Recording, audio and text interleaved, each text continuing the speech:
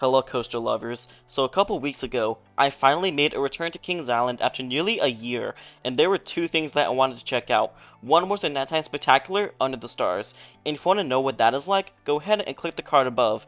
The other attraction that I wanted to do is ride the newest coaster at that park, and that is with Snoopy Soapbox Racers, which I'm going to review today. So if you're new here and want some coaster content, this is a good channel to be at.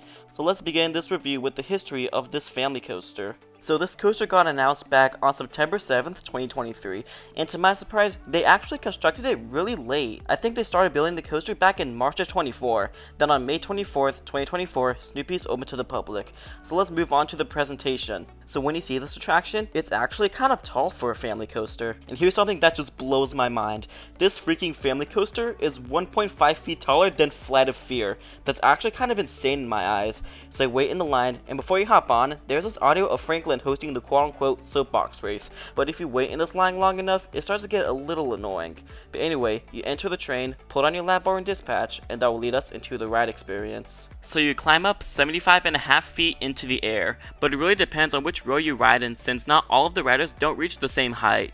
Then you hear a click and stop climbing, and you gradually pick up speed and hit 37 miles per hour. Then you zoom through the station and enter a left bank turn, and that turn was actually kind of surprising for me. It pulled a little bit of G's. After that is this elongated airtime hole over the station.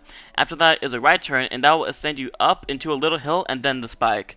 And then you traverse the layout backwards. Then you partially go up the lift/drop, and that will conclude your 1,346 foot long coaster. And for this review, I'm going to skip the layout portion. The layout isn't interesting. So let's take a detour to my thoughts. And before we do that, if you are enjoying this video so far, make sure to subscribe to the channel.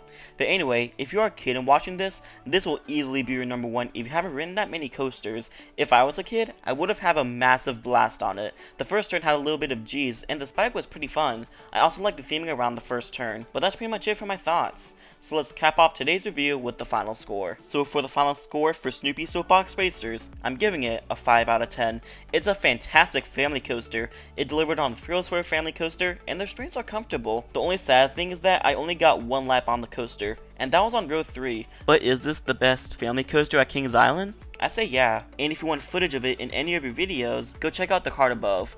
So I want to hear from you guys. What are your honest thoughts on Snoopy Soapbox Racers? If you enjoyed this video, make sure to hit that like button, and you can subscribe if you want to.